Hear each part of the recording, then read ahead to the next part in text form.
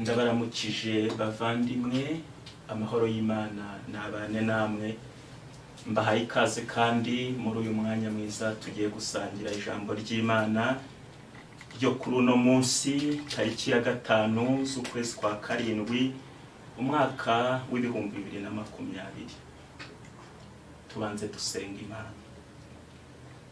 Ndagushimye Mana nziza nguhaye icyubahiro Mana y'urukundo tubeshejweho n'urukundo rwawe kandi tubeshejweho n'imbabazi zawe. Niyo mpamvu muri iki gitondo cyiza cy'umugisha tugushimira, izina ryawe niryubahwe. Tugiye kumva ijambo ryawe, ndasenze ngo uzubane natwe, Mwuka wawe wera dushyigikire, yaba agiye ugiye kurivuga n'abagiye kuritegera amatwi, twese dufashwe naryo kandi tugubwe neza turi imbere yawe. Bisabye nizeye mu izina rya Kristo Yesu, amen.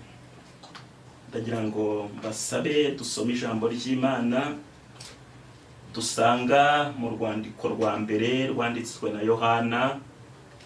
Turasoma igice cya 2, turasoma duhereye ku murongo wa 24 tugeze ku murongo wa 28. Mureke icyo mwumvise uhereye mbere na mbere kigume muri mwe, kuko icyo mwumvise uhereye mbere na mbere nikiguma muri mwe, namwe muzaguma muri uwo mwana no muri se. Iri ni ryo sezerano yadusezeranije, n'ubugingo buhoraho.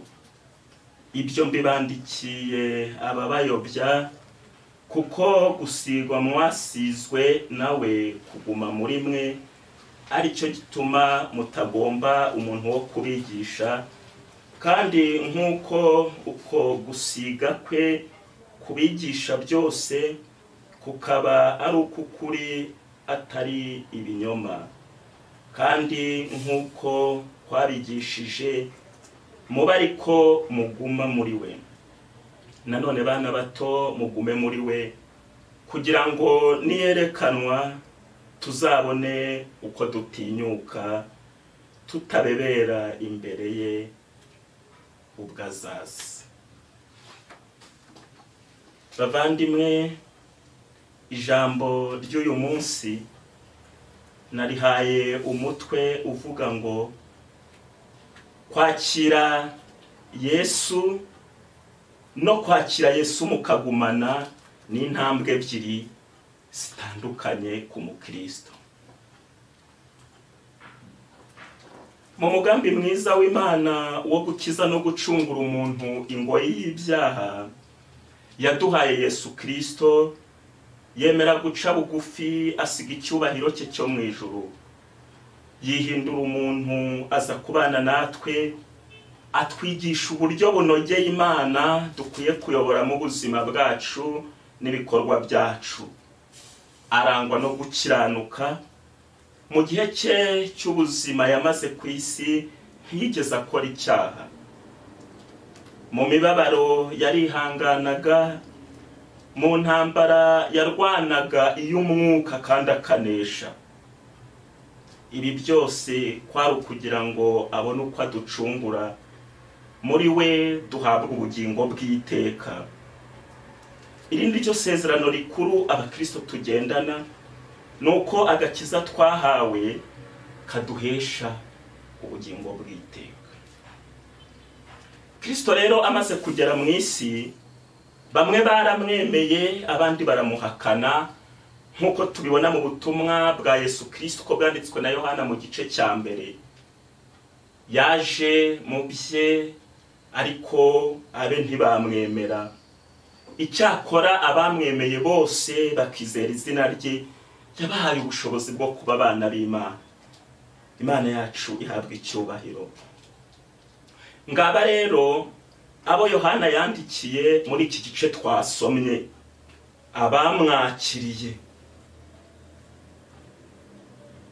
Abandikira abibutsa kugumana icyo bumvise uhereye mbere na mbere, ngo kibe ari cyo kiguma muri bo. Muri iri jambo, ijambo ry'Imana riratwibutsa kudahindurwa n'ibihe, ibihe byuzuye inyigisho zinyuranye kandi zitandukanye n'ukuri Kristo yaje atuzaniye. Mukundwa mwene data, kwakira Yesu Kristo ni kimwe, no kumwakira mukagumana ni ikindi. Ndagira ngo ahangaha wowe uteze amatwi iri jambo uhumve neza. Kwakira Yesu Kristo ni kimwe, no kumwakira mukanagumana ni ikindi.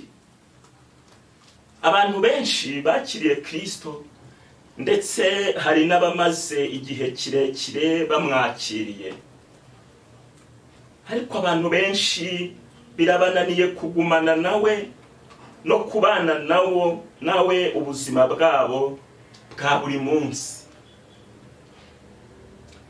Benshi batuye ko bakiriye agakiza, ariko kukarinda no kugakomeza binaniye benshi. Abangaba kandi ntabwo bigeze bibagirwa itariki n'igihe bakirijweho, ariko ibibarangaho agakiza abenshi barabitakaje. Ni nko guhabwa viza yo gutaha mu gihugu cyiza cyane, ariko ntuyirinde igatakara, nyamara ugakomeza kuba mu mubare w'abategereje umunsi wo gutaha muri icyo gihugu. Muvandimwe, ni iby'igiciro kuba warakiriye agakiza, ariko ni iby'igiciro kurushaho niba ukikarimo, niba ugakomeza, niba ukarinda. Nimwibuke umugani uri mu butumwa bwiza bwa Yesu Kristo uko bwanditswe na Luka mu gice cya 12 umurongo wa 37. Hatubwira abagaragu basigaranye umurimo, ariko icyo ngendereye kubabwira nuko ijambo ry'Imana ritubwira ko abahiriwe atari aba bagaragu, ahubwo abahiriwe ni abagaragu shebuja azaza agasanga bakiri ku murimo, bakiri maso, bakiririmo. Bivuze ngo igikomeye ntabwo ari ukwibaruza mu mubare w'aba bagaragu, ahubwo igikomeye ni uko shebuja naza azasanga bakiririmo, bakiri maso. Itorero rya Kristo muri ibi bihe bigoye isi muri rusange, turasabwa kuba maso cyane, turasabwa kwegera Imana cyane, tugahabwa imbaraga zihagije zo guhagarara tudatsinzwe n'uburiganya bwa Satani. Mpamvu mbabwira ibi nuko buriya buri mpinduka igira ibyiza byayo, ariko igira n'ibikomeye byayo, kandi Satani nawe azi kubyaza umusaruro impinduka z'ibihe, ngo niba bishoboka yica umumaro wa benshi batabaye maso. Reka mbabwire, muri ibi bihe abantu ku isi hafi yose tutari kujya mu rusengero, nari maze kubikomozaho ko ari ibihe abakristo tugomba kuba maso cyane. Hari umuntu wajyaga atinya icyaha kubera ko ari bwinjire mu rusengero, hati sinatinyuka ndi bwinjira ahera, ndi buvuga ubutumwa se mu ndirimbo. Undi akavuga ati sinatinyuka kandi ndi buze guhura na bene data dusengana. Ibyo bikamubera ibimutangira ntiyishore mu byaha uko abyumva. Ubu rero Satani ari mu kazi ke ko kubeshya benshi ko babonye agahe ko kwisanzura. Ariko umva nkubwire muvandimwe, aka ntabwo ari agahe ko kwisanzura mu byaha, ni agahe ko kwitoza kubana n'Imana yawe no kugenzura agakiza kawe wowe ubwawe. Ndagira ngo nkwibutse impamvu ugomba kwitoza kubana n'Imana yawe no kugenzura agakiza kawe wowe ubwawe, nuko ku munsi w'urubanza buri wese azibarizwa ibye ku giti cye. Aka nagahe ko gusohoka mu kigare ugacana uwawe muriro kandi ukaka mu izina rya Yesu. nagahe ko kwitoza gukirizwa hagaragara n'ahatagaragara, ugakizwa ku gatoya no ku kanini. Imana yacu itugirire neza. Ijambo ry'Imana riratwibutsa ko tugomba kuba maso kugira ngo tutayoba, kuko Imana iratuzi kandi izi ko muri kamere yacu tujya tuyoba, kandi n'ubusanzwe hayoba uwari uri mu nzira. Niyo mpamvu turi kubwirwa ngo tugenzure niba tukiri kumwe na Yesu cyangwa twaramutaye, turebe niba tugifite ukuri kwa mbere kw'ijambo ry'Imana cyangwa twarateshutse ku kuri. Uzi ko umuntu yakira Yesu bakagendana bakamara igihe kirekire, ariko igihe kikaza kugera akamuta, akamusigarana ku munwa, mu mutima ntawe ukirimo. Yesu niko yavuze mu butumwa bwe uko bwanditswe na Matayo mu gice cya 15 umurongo wa 8.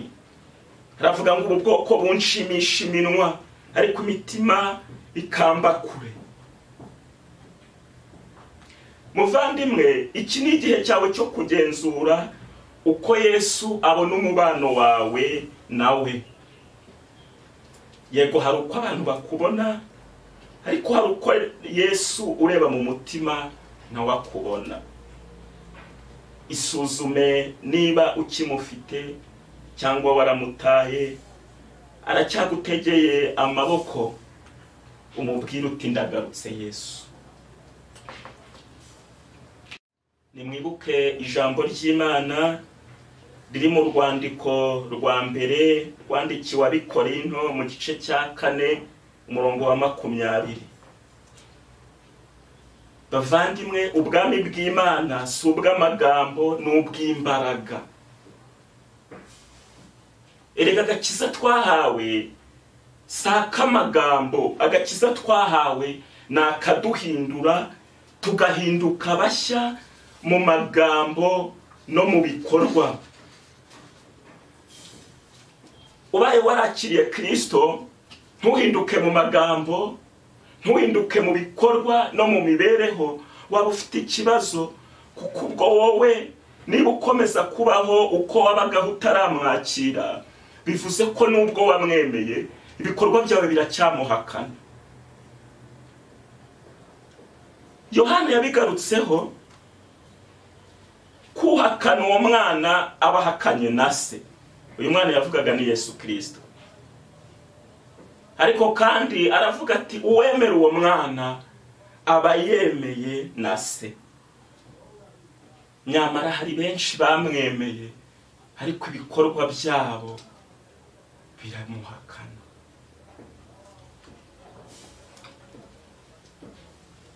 Urashaka kumenya niba ibikorwa byawe bihamya ko ufite Kristo muri wowe? Urebe umuntu wizeye ko ari umukristo mwiza, ase n'ukuganiriza uko akubona. Niba uri umugabo ufite umugore, umubaza uko akubona. Niba uri umugore ufite umugabo, nawe uze kumubaza. Niba ufite umubyeyi mu bana, umubaza uti mubyeyi, iyo undebye umbonamo Kristo? Uwo wabona utekereza ko akuzi, umubaza uko akubona. Biri buze kugufasha kumenya niba ibikorwa byawe koko bikigaragaza ko Kristo aba muri wowe, cyangwa Kristo umusigaranye ku munwa ntawe ugihari. Hanyuma nurangiza kubaza uwo wumva wizeye ko yakuganiriza uko akubona, uze kwiherera wowe ubwawe, ubaze umuntu wawe w'imbere, umubaze niba akikubonamo Kristo. Umuntu wawe w'imbere muragendana, umuntu wawe w'imbere murararana. Iyo uvuga umuntu wawe w'imbere abahari, iyo wicaye mu kazi umuntu wawe w'imbere abahari, uyu we ntiyakubeshye, ari bukubwiza ukuri. Wiherere umubaze uti muntu wanje w'imbere, uracyambonamo Kristo?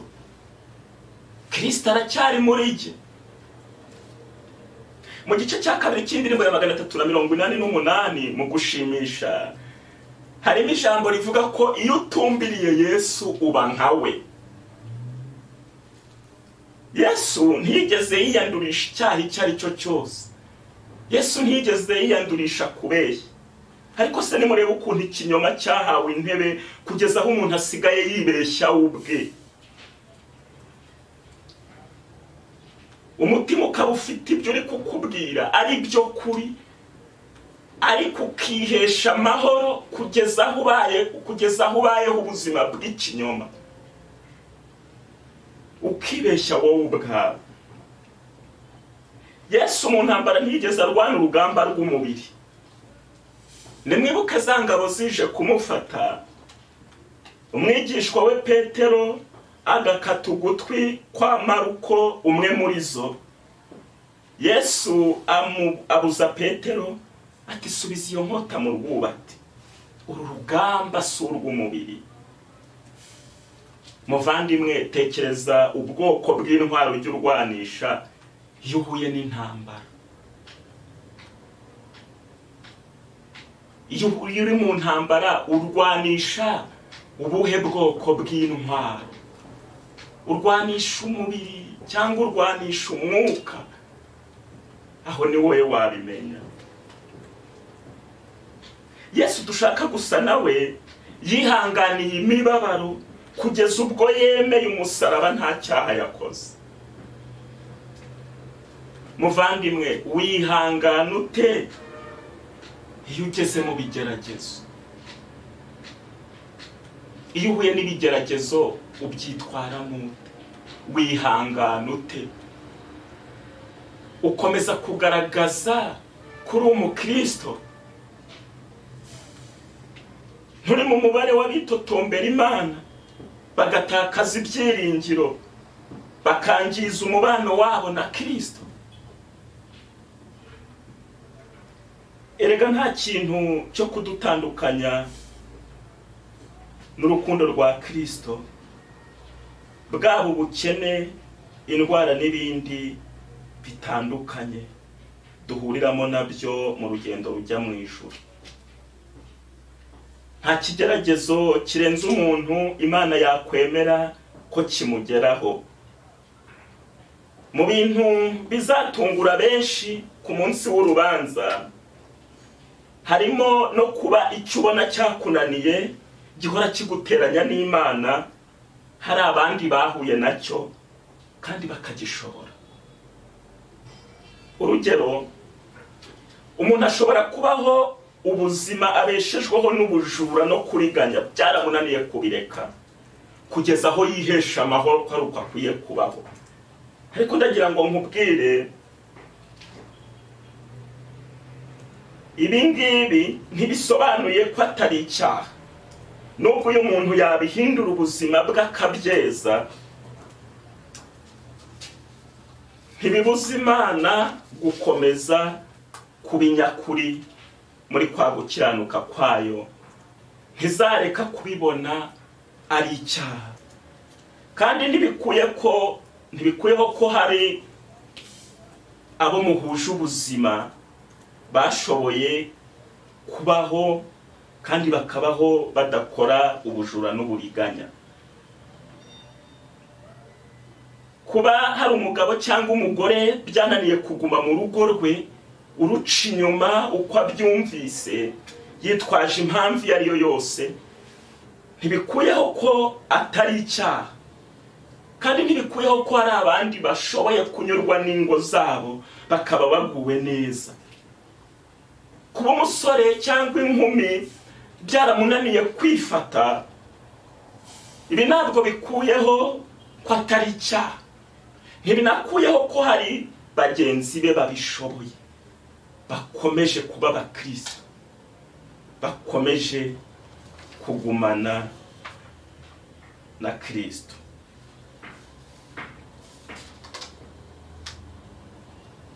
Muvandimwe, ndimo nsoza, ndakwibutsa ko kubana na Kristo mukagumana ari inyungu zawe. Biharanire kandi gerageza umwitozo wo kugumana na Yesu, umukure mu magambo, umuzane mu buzima bwa buri munsi. Nujya kuvuga ubanze wiyibutse ko Kristo ari muri wowe. Nujya kugira icyo ukora ubanze wiyibutse ko Kristo ari muri wowe, muri kumwe. Kuri buri kintu icyo ari cyo cyose ugiye gukora, banza ukora umwitozo wo kwiyibutsa ko Kristo ari muri wowe kandi uri umukristo. Ibi bizakurinda kwitwara uko wiboneye. Ndakwibutsa ko uko waba uri kose urasabwa kugumana na Kristo, nta mpamvu n'imwe yo kumutakaza no kumwihakana mu bikorwa byawe byose. Ni byiza ko wateye intambwe ukamwakira, ukamwemera, ariko ijambo ry'uyu munsi ririmo rirakushishikariza ngo nturekeraho gusa, ahubwo wige no kubana nawe no kugumana nawe mu buzima bwawe bwose bwa buri munsi. Umwereka aho unanirirwa, umusabe akubabarire kandi akongerera imbaraga. Imana ibahe umugisha.